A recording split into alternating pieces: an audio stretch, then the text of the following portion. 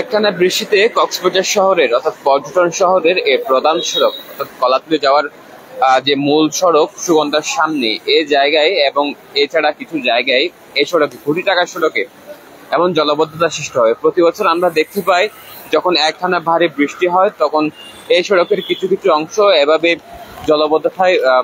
জলবদ্ধতা সৃষ্টি হয় এবং এখানে হাঁটু পানির উপরে পানিতে যায়। যখন বৃষ্টির পরিমাণ বাড়ে তখন এখানে পানির যে উচ্চতাও বাড়ে, অর্থাৎ এখানে জলাবদ্ধতার উচ্চতাও বাড়ে। তবে এই মুহূর্তে বৃষ্টির পরিমাণ কিছুটা কমেছে, তবে এখন পর্যন্ত যে এখানে চলাচলের দুর্ভোগ সেটা আমরা দেখতে পাচ্ছি।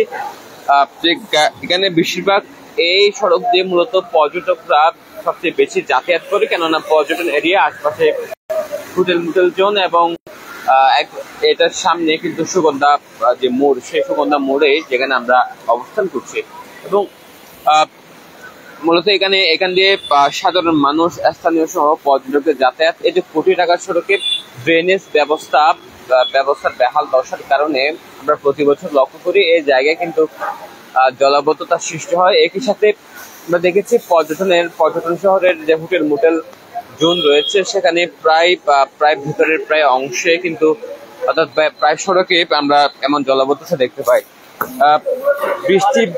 বৃষ্টি বেশিতে আপনার দোকানে পানি প্রবেশ করেছে কখন থেকে? সকাল থেকে পানি প্রবেশ করেছে। এখানে আপনার নিচে থেকে পানি বাড়ার কারণে সেখানে পানি প্রবেশ, আর রাস্তা থেকে আপনার যখন একটু বৃষ্টি যায় রাস্তা থেকে উঁচু হয়ে পানি ঢুকে যাবে দোকানের মধ্যে। বৃষ্টি থেকে রাস্তার পানি তো আপনার হাঁটু বরাবর হয়, অনেক উঁচু হয়ে যায়। গাড়ি চলার সাথে সাথে দোকান পুরো পানি হয়ে যায় ভিতরে। প্রতি বছর হয় এমন? হ্যাঁ, প্রতি বছরই হয়। কি কারণে?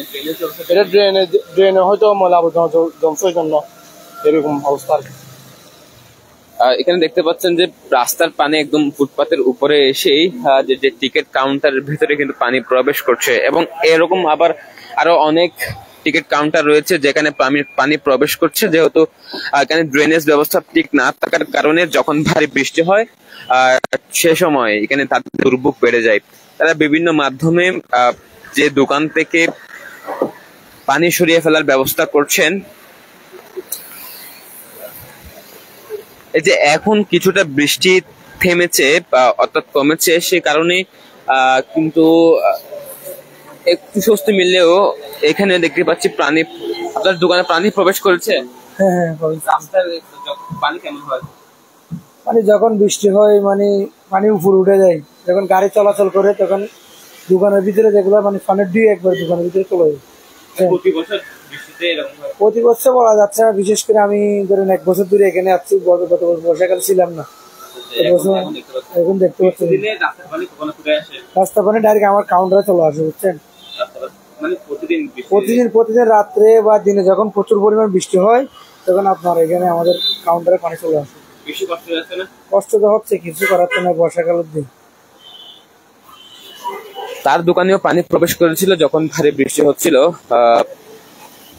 ঠিক এভাবে কিন্তু আমরা বেশি লক্ষ্য করছি পর্যটকদের যাতায়াতের দুর্ভোগ সৃষ্টি হচ্ছে। এছাড়াও যারা এখানে স্থানীয় দোকানদার রয়েছে তাদের দোকানে পানি প্রবেশ করছেন, বিশেষ করে এই সড়কে মূলত সুগন্ধা পয়েন্টের সামনে এবং আর একটু সামনে গেলেও দেখা পায় এভাবে জলাবদ্ধতার সৃষ্টি হওয়ার দৃশ্য।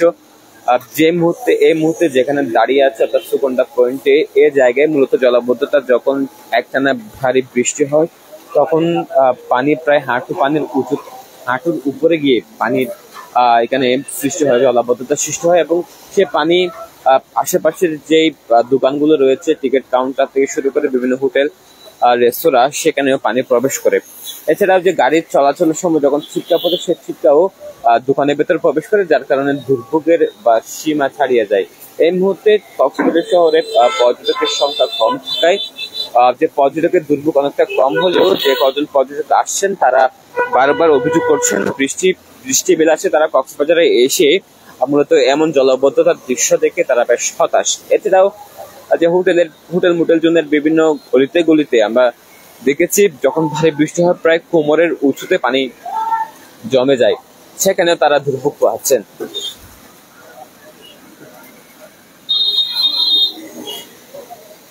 গত কয়েকদিন ধরে কক্সবাজারে একটানা ভারী বৃষ্টি হচ্ছে। এটি বর্ষাকালীন বৃষ্টি, এই বৃষ্টি থামবে না বলে আবহাওয়া অধিদপ্তর থেকে বলা হচ্ছে।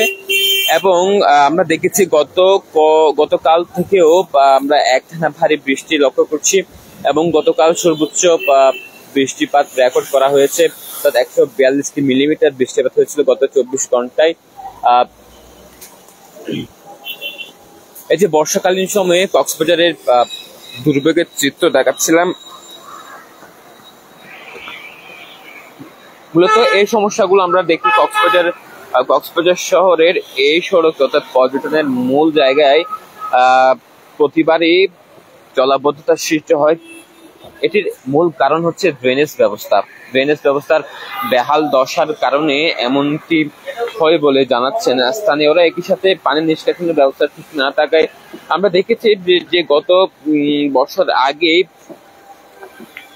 বিভিন্ন পয়েন্টে অর্থাৎ নালাগুলো পরিষ্কার করা হয়েছিল, কিন্তু এরপর গিয়ে আবারও ভরাট করছে। এটির অন্যতম একটি কারণ হচ্ছে যেখানে সেখানে ময়লা আবর্জনা ফেলা। আমরা প্রায় সময় দেখি যত্রতত্র প্লাস্টিক বর্জ্য, পলিথিন বর্জ্য ফেলার কারণে মূলত এটি সরাসরি বিভিন্ন নালা নর্দমায় গিয়ে পৌঁছায় এবং সেখানে আটকা পড়ে, যার কারণে যখন বৃষ্টি দেয় তখন সড়কে জলাবদ্ধতার সৃষ্টি হয়। এবং এই জলাবদ্ধতার মধ্যে যে চলাচলে পথচারীদের যেমন সমস্যা হচ্ছে এবং আশপাশের যে দোকানপাট রয়েছে, বিশেষ করে টিকিট কাউন্টার এবং রেস্তোরাঁগুলো রয়েছে, সেখানে ভেতরে কিন্তু পানি প্রবেশ করছে। এবং একই সাথে যে সড়কে যে অটোরিকশা ড্রাইভার থেকে শুরু করে যে যাতায়াতের যে গাড়িগুলো রয়েছে, সেই গাড়ি চলাচলে বেশ সমস্যার সম্মুখীন হচ্ছে, যেহেতু এই মুহূর্তে অনেকটা কম জলাবদ্ধতার দৃশ্য দেখা গেলেও যখন ভারী বৃষ্টি হয় সেই জলাবদ্ধতার পরিমাণ প্রায় হাঁটু পানির উপরে গিয়ে বিভিন্ন দোকানে কিংবা রেস্টুরেন্টে গিয়ে পানি প্রবেশ করে।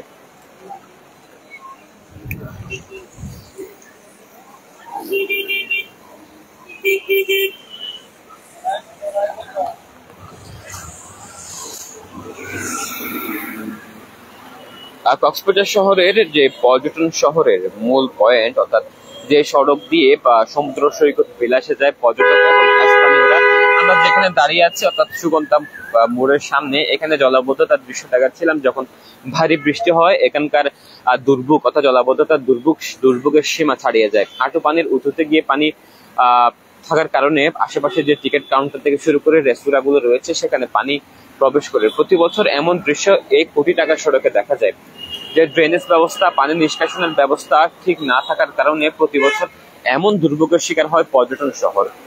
এই ছিল সর্বশেষ।